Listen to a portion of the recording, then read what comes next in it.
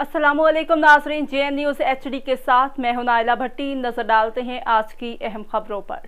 Tharparkar bureau chief Subhash Kotak, divisional bureau chief और नुमाइंदगान से अल खिदमत फाउंडेशन की जानिब से इस्लामकोट शहर के मुख्तलिफ मोहल्लों के बारिश मुतासरा खानदानों की फौरी मदद के तहत खैमे और पका पकाया खाना तकसीम किया गया।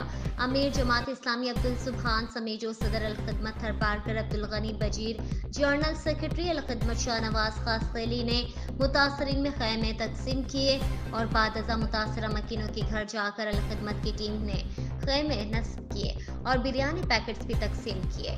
इसी मौके पर अमीर जमात इस्लामी अब्दुल सुभान समेजो ने कहा है कि गुज़िश्ता 4 रोज से मुसलसल जारी बारिश की वजह से शहर के नशीबी इलाकों में कच्चे मकानात गिर चुके हैं और कई पक्के मकानात की छतें टपक रही हैं। लोग मुश्किलात का शिकार हैं। अल खिदमत फाउंडेशन मुतासरीन की फौरी बहाली और मदद पर यकीन रखती है।